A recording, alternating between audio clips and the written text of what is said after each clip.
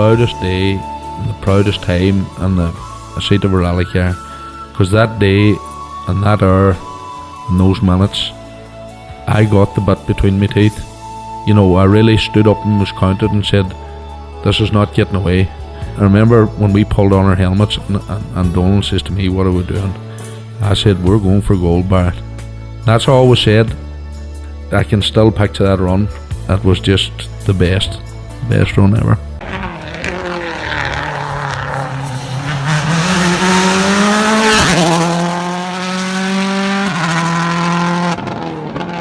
Welcome along to Krunching Gears, the Rally Podcast, Season 3, Episode 50. And I suppose before we start, can you please like, share, rate, subscribe? All those things will always make a difference, so please continue to do what you're doing. This week's episode, we're going to talk Rally Japan and the final round of the WRC. And then we're also going to look forward to the Killarney Historic, and the fever's really building around that one. But I suppose starting last weekend, World Championship finale, Neville come away with the title, but it was nip and tuck, and it was like, you know, I don't even know where to start. Connor, maybe you take it there. It was like, it was just crazy right from the get-go. Yeah, it really was. Like, it just kept throwing up surprises the whole time. You know, from we saw OJ puncturing very early on, which, you know, kind of put a bit of a block on Toyota's challenge to go for the manufacturers. Neville was having all sorts of struggles in the car. And what do you call it, then Evans and Tanak, you know, started really pushing hard. And then, you know, we saw what happened with Tanak then, was just unbelievable. That's for sure. And look, and then Mickelson going off so early as well in the rally. It really put a spanner in the works for Hyundai from the get-go. Yeah, I think now the event's finished, it's easy to forget just how much this looked like it was Hyundai's to win. Like, as Connor mentioned with, I'm going to say Evans, it was OJ that had the puncture early on Friday. Taka, I think, knocked the tyre off the rim. So you had two cars already not in a great place. The two Hyundais were first and second at the front. Mickelson obviously didn't really do his team any favours, but Tanak was up at the front. So that was kind of all they needed to do, because Hyundai had the advantage over Toyota. But then, yeah, Sunday morning happened and it all kicked off. Yeah, because, like, you know, Neville was making his charge up through the field. Like, probably, yeah, the Drivers' Championship was practically in the bag. Yeah, like, it was, yeah, there was still, like, it was still his to lose, but, like, he didn't have to do anything heroic. Tanak really just had to bring it home. Yeah, it's an interesting one, this. I think throughout the entire weekend, and even the lead up to it, even actually as far back as CER, after he just won that rally, it was very clear this was Thierry's Drivers' Championship to lose. And of course he was right. Neville had a 25-point lead. If you remember, we all kind of expected him to win in Central Europe, let alone bring it to Japan. But I don't think the way he was driving on Sunday morning's first stage was of a man that had accepted that he'd lost the Drivers' Championship. So what he was saying, I don't think quite correlated to how he was driving. That's a theory from me. I obviously don't know that officially, but he was particularly quick. If you look at the splits, he was faster than he probably need to be if he's purely driving just to safeguard Hyundai's manufacturers' championship. So he's obviously paid a massive price for what is not a massive mistake. He was essentially just a little bit too fast into the corner, which was slippery, but then nobody else went off in it, so it's clear that it was just too fast into it. But yeah, I think nowadays with the fact that you lose all the points that you banked and everything, it's a particularly brutal scenario for him and the team. And potentially, and I'll use that word potentially because the season's not made up of one day, it's 13 events, but at least in the way that all played out on that particular Sunday, it probably cost Hyundai the championship. Yeah, because Connor, really, like, for the manufacturers, they're not really that pushed to, you know, which driver wins the championship. Yes, it's a nice accolade, but manufacturers really where it is for the teams. Yeah, you know what? I've always found that a strange one because it's the Drivers' Championship that gets all the hype, and it's what everybody talks about who won the championship. And when we look back at the records, you know, whether it was, you know, Blomqvist or Royal or whoever it was, you know, that's who we think of. We don't think of what manufacturer that year. But yet, you're right. The teams put all the emphasis on who's bringing home the manufacturer's prize, and yeah, you know, sure, we saw Toyota wouldn't put or impose team orders at any point during the year because they didn't want to favour one driver. It didn't matter to them who was going to bring it home. They just wanted to bring home that prize. And then for it to actually go down to the power stage, like Hollywood could write a script, but like if they wrote that, nobody would have believed it the way it all panned out. No, just absolutely incredible, like genuinely, and it was edge of the seat stuff. And you know, OJ pulled it out of the bag, and I suppose he had a bit of making up to do, considering his indiscretions over the last few events. And but it was like down to the wire. It was incredible, and it's very few years we get. A drivers' championship, a manufacturers' championship, a WRC2, all to be decided on the very last round, and for it to go to the final stage, that's incredible.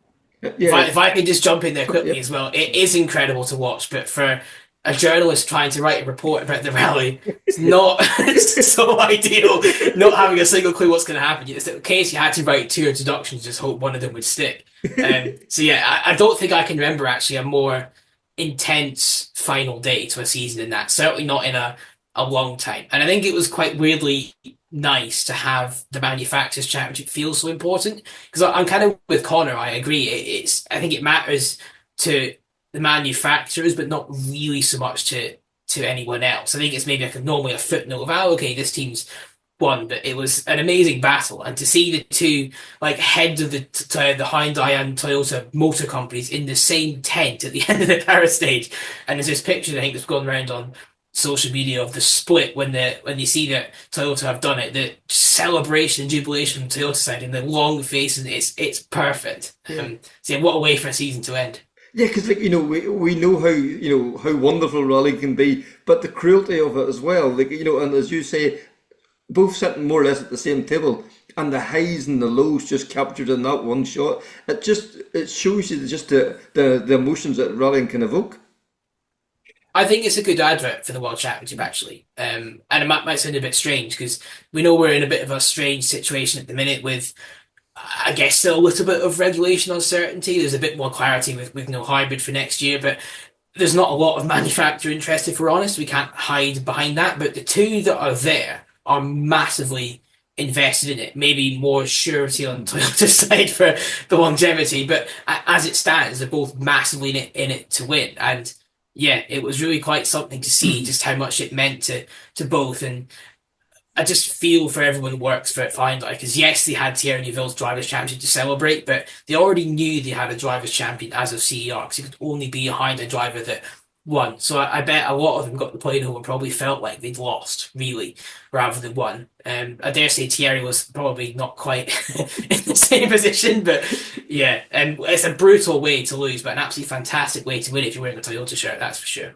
Yeah, Just to jump in there, sorry. For me, that what sums up or captures the image for the lows, it's that in-car shot of Oit sitting there after the accident, and you can just see his face draining of color and the realization of what has happened.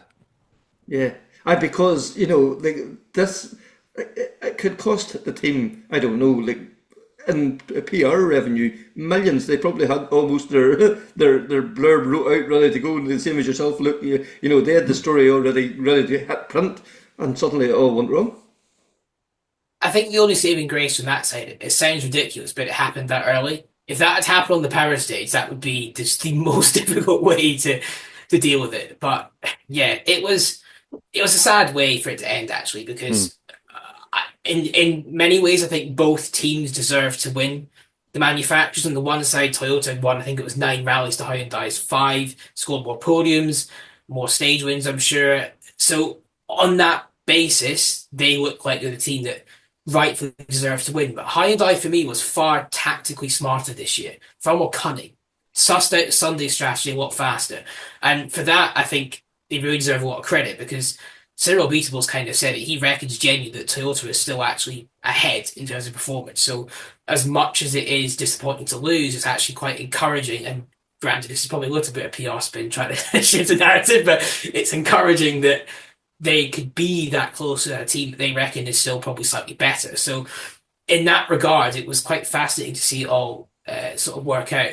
From the driver's side, I think Thierry had that one covered anyway. Even if Tanak had even claimed full points on Sunday and the power stage, Neville only needed 2 from the entire day. So I think he would have had enough. And that was quite anticlimactic. For me, when I was on UK hours working the event, so it was a little bit of a slog at times, and it was about, I think it was midnight, which sounds late, but that was like really early for the shift I'm trying to do, and you're thinking, oh, okay, you're looking forward to like 5 or 6 hours of there being a bit of tension.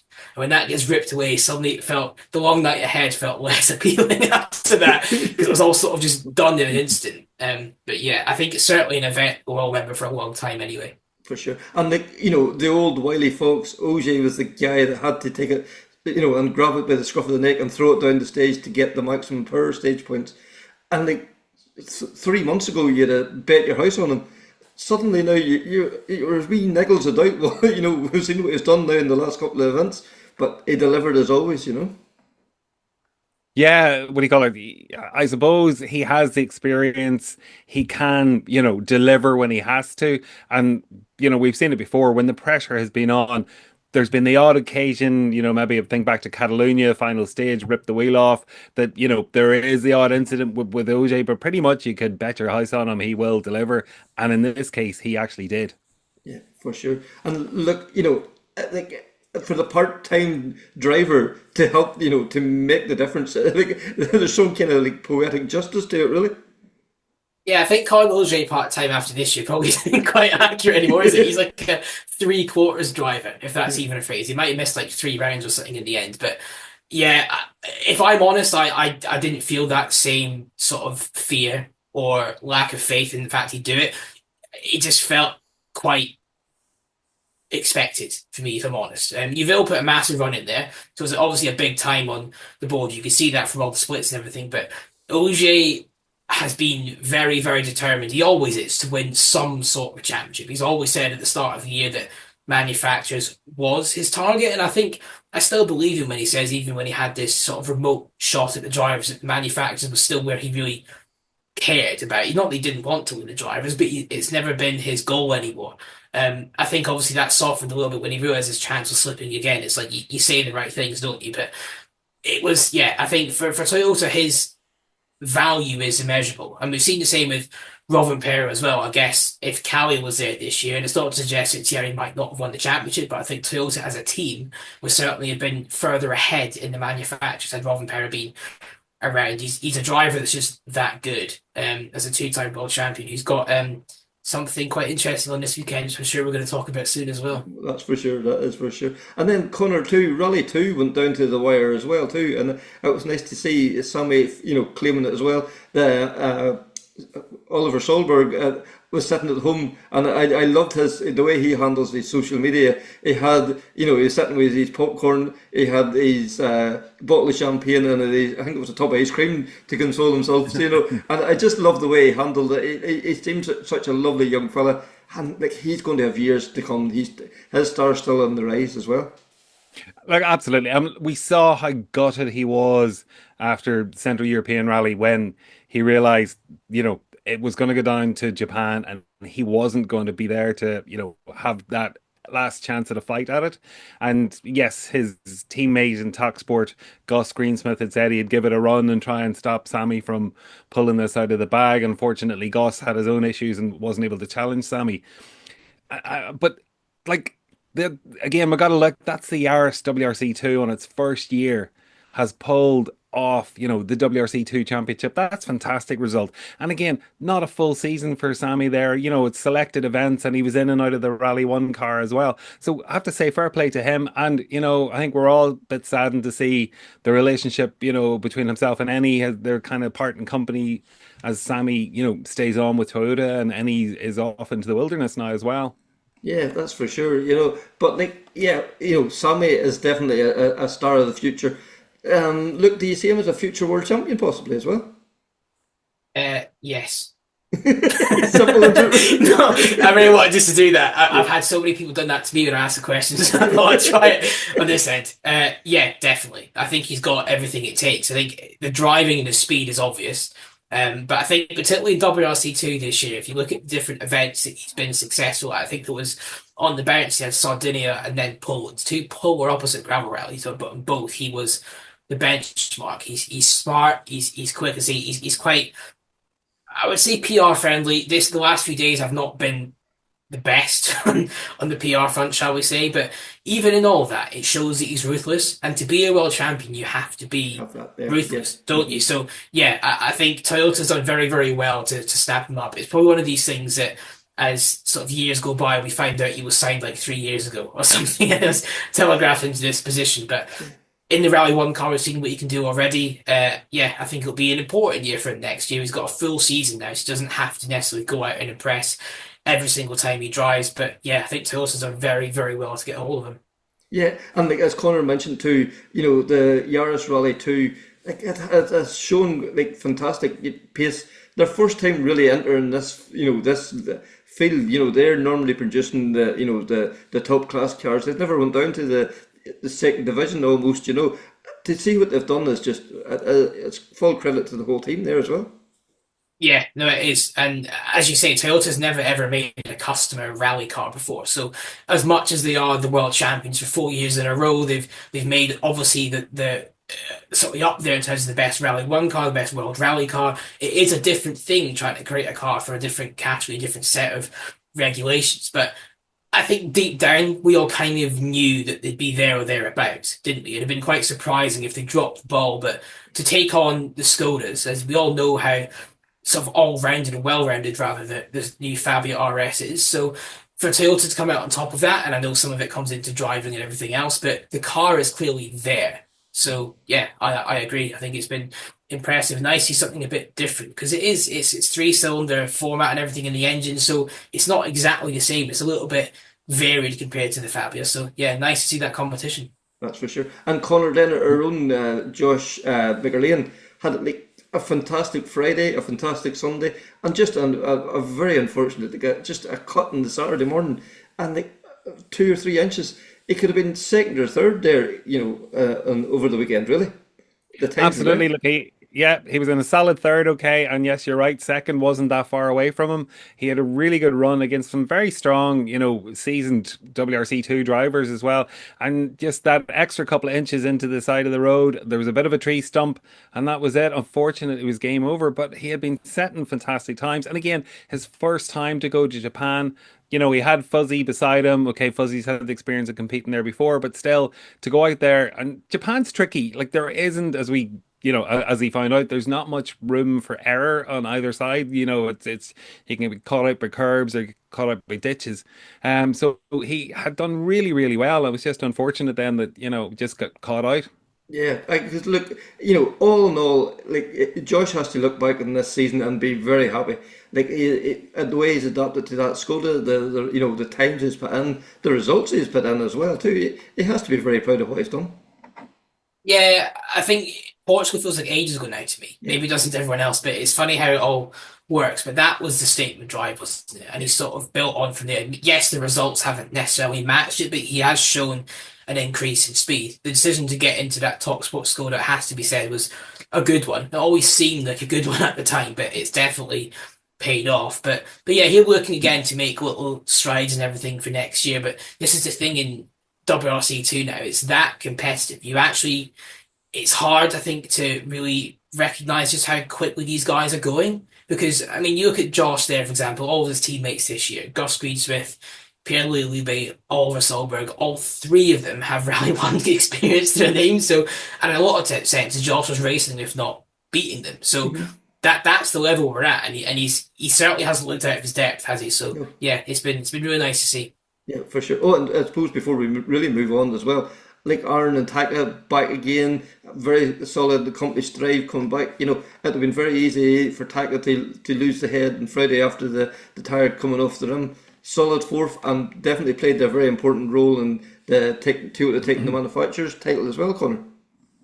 Yeah, absolutely. If anything, maybe a slightly restrained drive by Taka. He certainly, I suppose the issue the team had during the year was when he was in, podium position.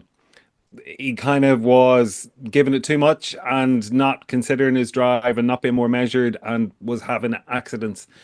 And he seems to have taken that on board and certainly had a good, solid, steady drive. If anything, listening to the stage end interviews and some of the comments he made afterwards, it maybe was just playing maybe on his mind a bit, and it held him back slightly. We could have seen maybe a stronger performance had he felt a bit more relaxed. But look, fantastic to see them have a solid result, and they're back in the team for next year as well. That's for sure. That's for sure. And then, before we leave Japan, Eamon Boland and MJ, we spoke about them last week, Connor. MJ has come away now with an FIA World Championship title. Isn't that just fantastic? For two of the most genuine and decent men in rallying, it's just an absolute joy to be able to say MJ Morrissey, world champion. Absolutely. Look, congratulations, MJ, Masters co-driver, WRC Masters co-driver. Like, it's phenomenal. Like, MJ, as we said last week, and Eamon, they go out, they compete for fun, they pick their events, and they really do, the ultimate clubman. They enjoy going out and competing. But, like, to think, MJ's in his early 70s. What, to be going out, getting the likes of, Japan, time differences, jet lag, all of that stuff, and puts it, doesn't bother him, and he walks away with a championship. It's phenomenal. That's for sure. That's for sure. And then also, like last weekend, we had the Rally Anglo-Caledonian as well too, and hopefully we'll talk a wee bit more about it next week. Just people travelling, one thing and all, and then also we have Rally Silver Fern out in New Zealand. Look, I don't know why you're keeping an eye on it, but it looks absolutely epic. Yeah, there's a lot of rallies I want to do. A lot of them are in Ireland. I've still tried to tick off my list. I actually sacrillegiously not been to an event in Ireland this year, which is really sad. Not a rally anyway. So yeah, I need to sort of fix that for next year. But Silver Fern is probably the biggest challenge you can have. The kilometres in length the stage to do is mental. And to be doing it out in such gorgeous roads like in New Zealand is really nice, but it's proper hark back to how rallying used to be. You see the gaps, the cars are huge because the event is that long, but it's really a rally of survival as well as being quick. So yeah, I've been having some fun looking at some of the times there and sort of seeing who comes out on top, which I believe it finishes just at the start of the end of this week, isn't it? So yeah, it'll be interesting to see. Yeah, because if you keep up to date with like Ryan Champion or Matt Edwards or any of these guys online, even Patrick Walsh, the pictures they're putting up, it's just like it just brings back such memories. The cambered roads, the wide open, it just looks phenomenal. Yeah, if we win the lottery, Kevin, you and I were going to do it in 2 years' time. I don't know who's driving and who's co-driving. I'll co-drive. I don't care.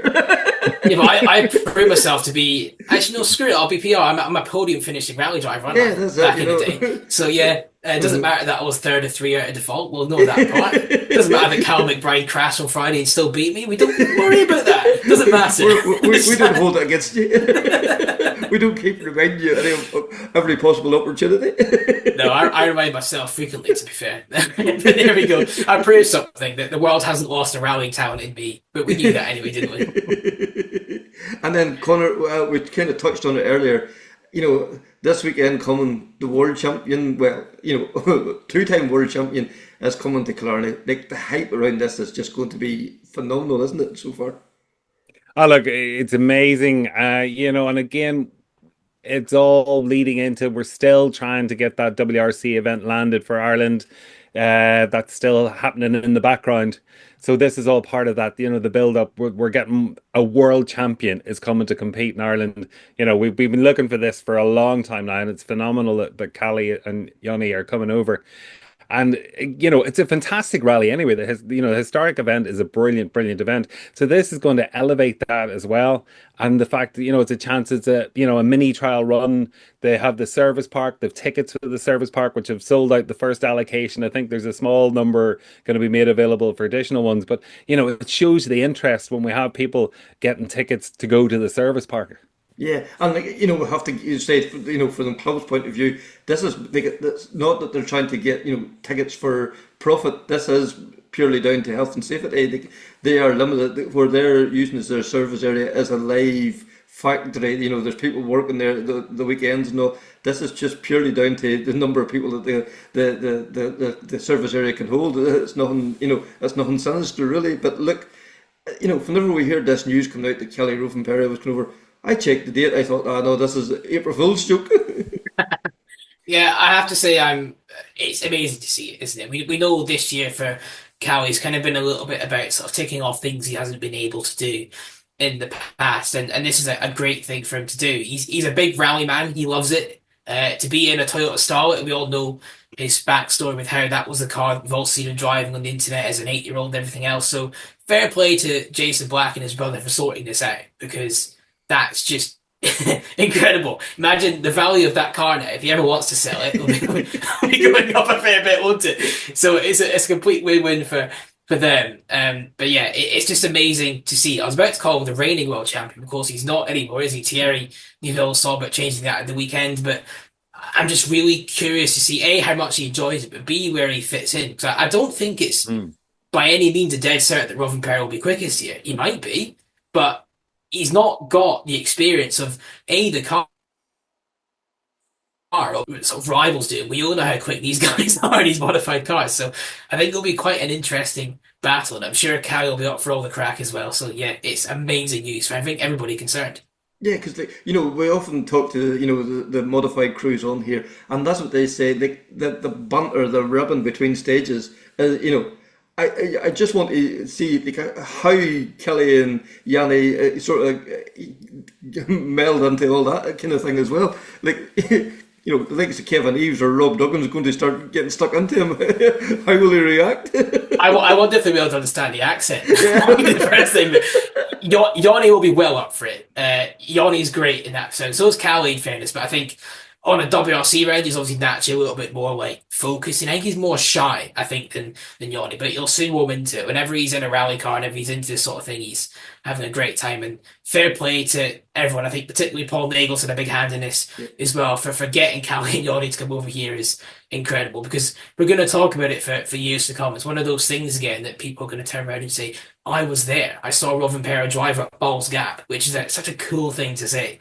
I'm gutted I'm not there, I must be honest. I've got colleagues going, so I might try and, I don't know, change the flight booking or something and just see what I can do to replace them. But it's tempting, but that wouldn't be very fair, very nice with it. But yeah, it looks incredible. It's a great event anyway, but just to add this gravitas to it means people the world over will be watching, so that's fantastic. Yeah, because this is it's a fantastic news story for Ireland. It's going to showcase, we already know how good Irish rallying is, but this is really going to showcase it in the world stage. There's going to be eyes on this from across the globe. Connor, what's your thoughts on that? No, absolutely. And it's a beautiful part of the world. It's so scenic. Those are fabulous stages. We've all watched the in cars of Craig, in the 6R4 going up Malls Gap and stuff. And what do you call it? It's going to be fantastic. And again, feeding into that, our bid, our hope that we can get the WRC here. It's only going to help. And again, hopefully it attracts other people, other competitors who want to come over and sample Irish rallying as well, be it on, other events or the Tarmac Championship. That's for sure. And I got a chance to catch up with Anthony O'Connor, COC, for the event as well. And fair play to Anthony. I'm sure he's 121 other things to be doing this weekend. And he gave me, 20 minutes of his time very late at night, but it was very good of him to do it. He had to do it in his car. He wasn't even at home and all. So Anthony, thank you very much. So let's hear from Anthony. So Anthony, we're only now days away now from Killarney Historic Rally, and it has become such an iconic rally. It's becoming one of the must-do events in the calendar every year. It must be very exciting for you to be in charge of such a prestigious event. Yeah, Kevin, I suppose, look, the event has grown from strength to strength, and it's a testament to the commitment of the town of Killarney and the commitment of the club to put on the final show of the year. It's look, the success at times brings its own challenges, and we have a huge reserve list, which has seemed to, it grows year on year. And I know there's a lot of disappointed people out there, but I suppose at the end of the day, we're very fortunate with the rule change earlier this year that we could start an extra 15 cars this year as opposed to last year. Uh-huh.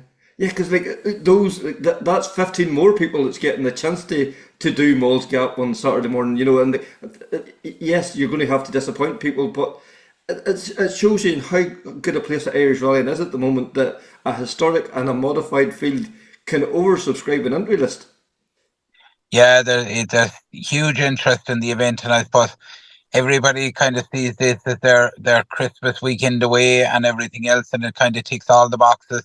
They get to have a bit of fun rallying in the daytime, and come evening time, you have the prize giving and after party. So it kind of ticks all the boxes for crews, service crews, friends, and their families to come to Killarney for the weekend. Yeah, because it really does start, the Christmas season, doesn't it? Like it has become that in Killarney, it's part of their Christmas lights, it's a part of the way the whole town embraces it. It really takes it into its heart for the weekend.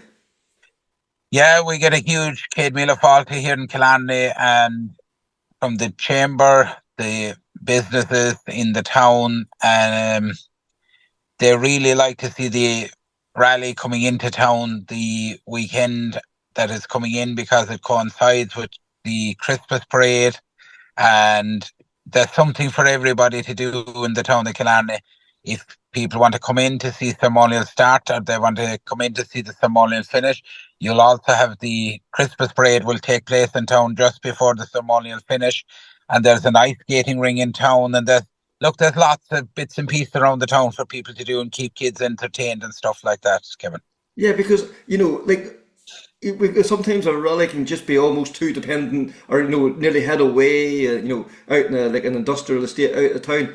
You just bring the rally into the people. You just bring it into the centre. It's forefront in front of Killarney, and we know how big a town Killarney is with visitors and all that. And this attracts maybe new spectators to the event. Yeah, I suppose if you compare it to other events up and down the country, it seems to attract an awful lot of families this time of the year. And I suppose people bring families to town to see the lights, but also to see the cars. And there's a lot of cars that compete in this event that you don't see from one end of the year to the next, especially with the historic section. And you tend to bring out more mature generation out to have a look at cars that they can relate to from their days of growing up as young fellas. They see them now as rally cars, so it's great. It's absolutely fantastic. Yeah, and then this year, it's even extra special. Like a Mr. Roving coming to visit you.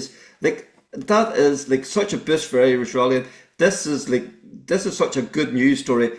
The world's talking about this. Yeah, this idea came about from Paul Nagel, was the man behind this, and he had said to me that he had a big name coming. He kept me in the dark and kept me in the dark. And I was actually down in West Cork officiating at an event, and someone said to me that they heard Calais Roving Pair was coming to Killarney, and I said, "You must be joking me." No, we have it on good accord from the Shanahans, the drifting boys in Cork, that they'd all be friendly and that they had heard it from them. And I said, Jesus, I said, this can't be right. So I rang Paul anyway, and I said, Paul, I hear who the big star is coming. And he said, I partly guessed that it was going to break in the next couple of days anyway. So he had explained to me that what was happening and everything else. And look, I suppose it's absolutely fantastic that the current world champion, two-time world champion, has decided to come to Killarney for a weekend to take on our local talent and to see how he gets on Irish stages in a right-hand drive car that he wouldn't be used to driving. And also it's a totally different car to what he's used to driving anyway. So going to be some spectacle. My biggest thing is that I nearly prefer to be standing above a mall cap, having a look and just to see the competition out there. Even the historic competition now is every bit as fast as the top modified competition, because with the Appendix K cars and everything else, the cars have got so good over the last 10 years. It's just absolutely amazing. And I suppose, look, somebody has to steer the ship for the weekend, and unfortunately I won't get to see any of the action really. No. And you mentioned Paul Nagel. It was his father, it was one of the men that was the brainchild behind this. And little did they think those, that's only a short number of years ago, the way historic rallying would have developed. And this has become a standalone event, and 70 plus historic cars even starting the event. That just speaks volumes for like I think Killarney has led the charge in the popularity of historic rallying now in Ireland this last few years. Yeah, God rest Morris. Morris and myself went back a long way when Morris used to work out in Kerry Airport, and when Morris left the airport and he went driving buses, Morris used to always make a point of calling to me every Friday evening on his way home after doing a tour and that. And there was always a bit of banter and everything else. And of course, he was very, very proud of Paul and Paul's achievements. Like, and I suppose I got involved in the historic side of it when Morris initially clerked the first event, and I think the entry was maybe 27 or 28 historic cars, and I had worked alongside Kevin Flannery, who had clerked the event for I think 9 or 10 years, and I had been deputy to Kevin for a few of those events. And it just grew year on year. Didn't take huge jumps, but you might have an extra 3 or 4 every year. And now we're at a stage where we're 70 plus historic cars. And with the change in the rule from the FIA coming in next year, it's going to really open up that field. Like, and it'll be the modifieds will be really fighting to get into the can they get an entry in that? So it's really it's really really unusual what's going to happen in the next 12 months. Yeah, because it really is. I spoke to Jimmy Edwards last week, the manager of the European Historic Championship, and it's just so exciting because like the amount of new cars this brings in, and like I don't think for a second that there's going to be 10 Group A Subaru Imprezas line up, next year in Killarney. But it's just going to be so exciting to see where historic rallying goes over the next few years. It is, and I suppose look, my generation can relate a lot more to the likes of the Subarus, the Evos, and all that sort of stuff because they were the iconic cars at the time that we grew up with. Whereas you go to the next generation beyond me, they remember the Cortinas and the Mark IIs and the Minis and the Mark Ones and all that. So it's really exciting times, Kevin, to be honest.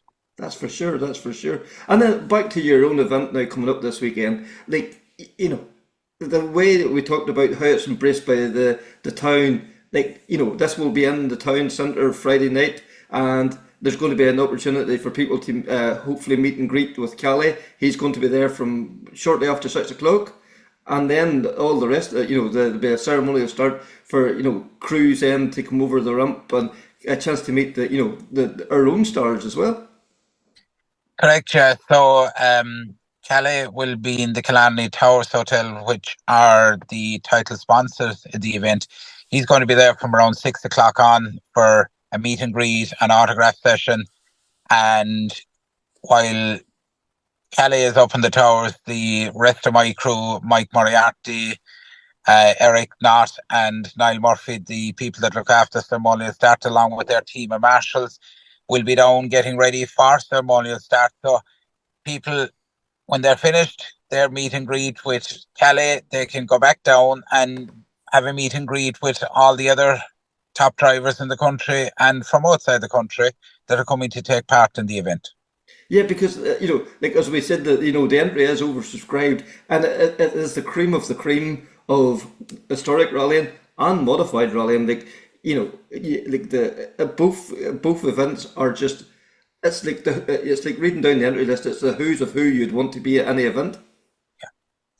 It is, and I suppose look, not alone with Calais Roving Pair coming, there's a huge interest in our own local people in both the historic section and the modified section, and there's a lot of new cars have come into the country in the last 3 or 4 months. I believe Eamon Kelly is coming in an M3, and our local man here, Fergus O'Mara,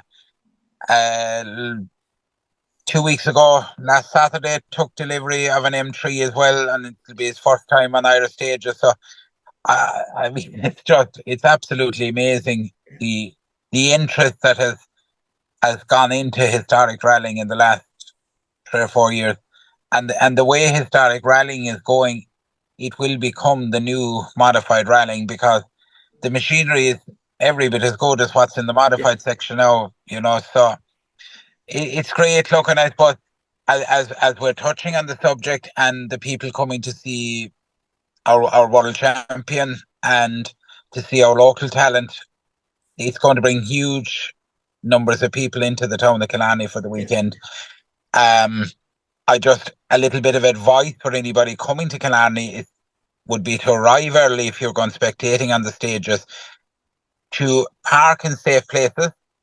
Please don't obstruct local residents' driveways or park on both sides of the road, which means that the road becomes blocked, and if local residents need to get in or out, or emergency services need to come in to a local resident, I would ask anybody to be very, very mindful of where they park. I would also appeal to people that are coming spectating to work and obey the marshals and work with them and work with the safety team that are on the road and the safety 00 cars. Nobody's going to ask you to do something that's unreasonable. You're going to be asked to do something because it's for your own safety and your own well-being. I mean, nobody goes out to set up an event to be a killjoy and say that, sorry, you have to move from that side of the road over here because it's safer to be on the left-hand side as opposed to be on the right-hand side. So I would appeal to everybody just to work with us. There's going to be huge crowds. It's going to be a massive event for the town, and just work with us. And we move on to the service area. So I suppose our service area is a big area back in the Lever factory in Fossa, and we are going to have to limit our numbers going in there because of parking in the area and safety, and we want everybody to enjoy the event. And I suppose at the end of the day, it's a live service area, so we need to be mindful of that as well, and to allow the crews their time to work on the vehicles while they're in there. And I know there's a lot of people out there this evening that with 2,000 tickets released for it, there's a lot of disappointed people. We are trying our best to work with people, and what I would say to anybody is that once the capacity reaches inside there, that as people leave, we will admit more people in there. We're not going to be complete and utter killjoys down here. We will work with people, we'll work with families, but in turn, people will have to work with us. There's no point arriving at the gate of service and giving out to marshals that are volunteers like myself. We volunteer our time. I've the last 6 months of my life put on hold to put the event together. And at the end of the day, I have a family to go home to next Saturday night or Sunday morning when the whole thing is over. And I would like any other family that's coming to town to go home to their family with no drama or anything else. And we just need everybody to work with us. We'll work with everybody, but we need people to work with us as well. And just be mindful of, it's a huge event, going to bring huge people to town. And just we just need to respect each other. Yeah, and it's also, it is a working area as well too. You know, Labour has been very good to give you the use of the, of the car park and whatever. But we have to be mindful that that's still a workplace. They are still continuing with their work as well too. Yes, we have to be very mindful of that because there will be staff on site. They're working Saturday like there is every other Saturday of the year. So we have to be very mindful of the staff that are working behind there. They need a safe passage into their place of employment and a safe passage when they come out, and there'll be a change of shift in the middle of the day. And we have to look after the people that are working in Lever because it's with their goodwill that we have a service area as big as what it is. And it is probably one of the best service areas in the country. I won't say it's the best service area, but it's one of the best. There's plenty of room inside there. You have a level surface to work in your car, and there's plenty of facilities around the area. So, look, we just have to respect the staff and the management in the Lever factory and allow them to continue with their business as well. For sure, for sure. And then, we talk, and, we'll touch on the stages. Like, you talked about the service area being one of the best in the country. Like, whenever you're going up Malls Gap on a Saturday morning, it's always a good day. And then the rest of the stage, Ballabima, like, the names are just, they nearly put the hairs up in the back of your neck, even just saying them. Like, they are, amongst the best of the best. They're classic Killarney stages, classic Circuit of Ireland stages back in the day. You've Malls Gap, you have Ballabima, which is really a test of driver and driver skill. And then you go into Carroll Lake, which is a lovely, fast-flowing stage, beautiful scenery, and competitors enjoy that loop. And just to go through the event, so we'll have service in the morning for tire change, and the crews will go out. They'll complete the loop of 3 stages, which is Malls Gap, Beema, Carroll Lake. They'll arrive back into service in the Lieber factory and leave there again and go back out, complete that loop and back into service. And when they leave service, then they head more or less northwest to Killarney to Kilcummin, which they will complete once in daylight. And they will head from there then to Fore Park in Farranfore, which Barry Duggan of Noel C. Duggan, the steel people in Cork, have allowed us to use that huge facility that's out there, and the goodwill of the businesses that operate outside there. They've allowed us to use it on Friday as our scrutiny area, and on Saturday then it will be used as the holding area while we're waiting for the hours of darkness. Again, another huge site, and I suppose a lot of people are looking forward to the night stage. It's something new. It brings its own challenges for the competitor. Plus, it brings its own challenges for the club to run it as well. It has to be run a lot differently to a stage in daylight, with everything inside the stage is reflective. Lighting towers, etc., to light up busy locations and stuff like that. So a lot of work has to go into it. It's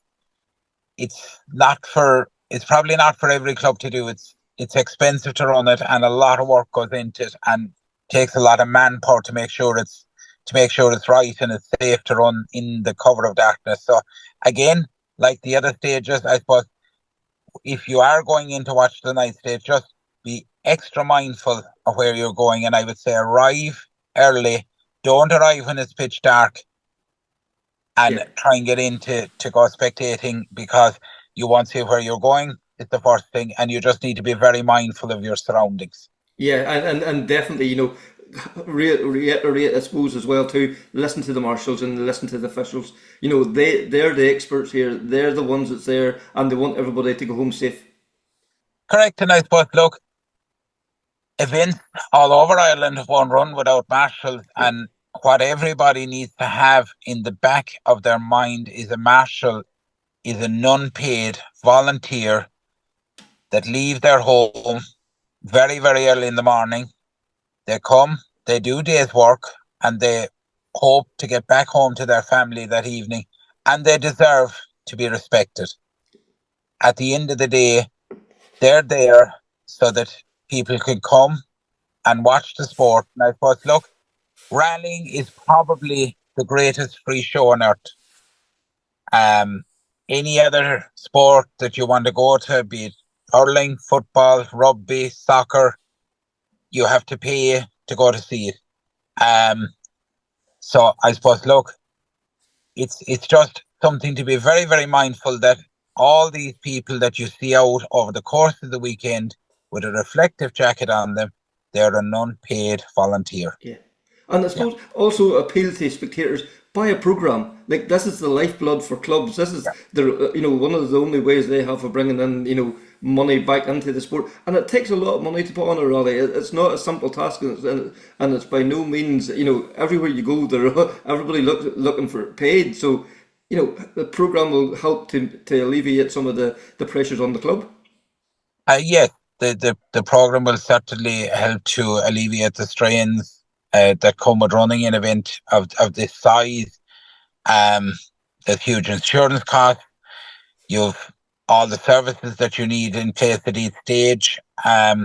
We feed our marshals and look after our marshals, and all these things cost money. And I suppose this year's programme is the biggest programme that we've ever produced for the historic event. I think it's about 96 pages that's in it. There's also a calendar, a rallying calendar for 12 months of 2025, and you've an A3 poster inside it as well, which, if you like, it's a picture of Calais in the Toyota. that you can bring it into the Towers Hotel and get it himself, and his navigator will sign it for you, and Yes. you'll have a lovely, lovely keepsake for years to come. Excellent, yes.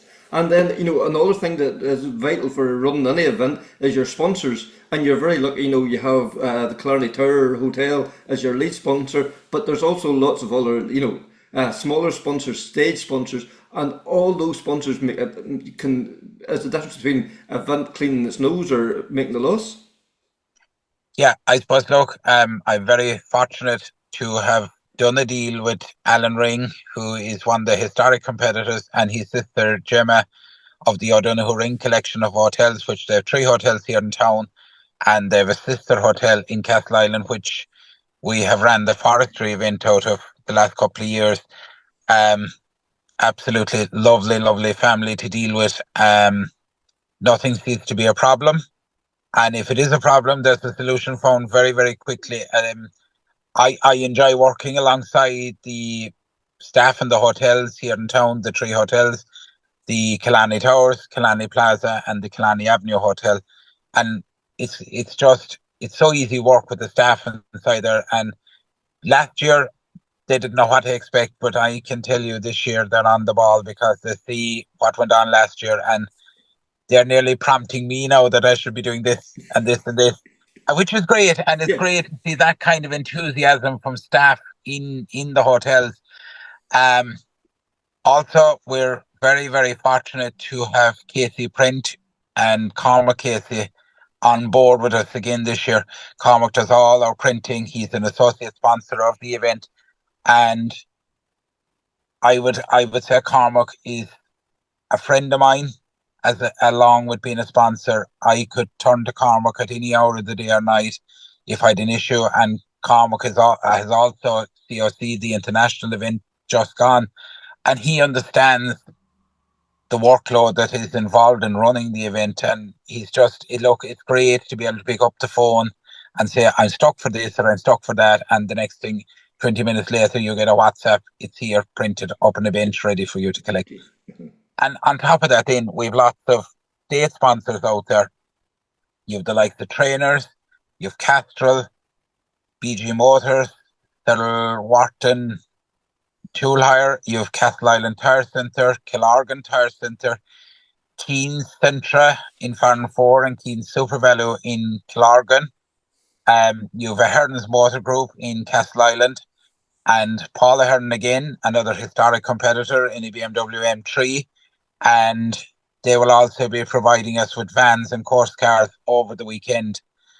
And we have Pro Steel Sheds, are another state sponsor. So we have lots and lots of state sponsors, and we're very, very fortunate to have them.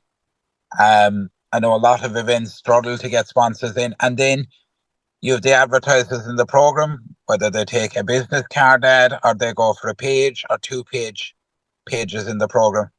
All the revenue generated it's absolutely fantastic. And I suppose, look, the other side of this is everybody knows that rallying is an expensive sport. It's an expensive sport to run. But without our advertisers and without our sponsors and state sponsors and the goodwill of the town of Killarney, we wouldn't be able to put the show together. And the other thing is, Kevin, out there, without the goodwill of residents along the rally route and residents on stages, we wouldn't get road closing orders because it's if you get objections in, it's very, very hard to pull back from the objections. And the other side of this is, I would appeal to all fans that are coming and all enthusiasts. I know the red mist can come down at times and people want to do different things, and I would always say that it is very, very important, Kevin, that we should keep the race in its place. And what I mean by that is keep the race on the closed roads and let the guys that are doing this from one end of the year to the next have their day of fun.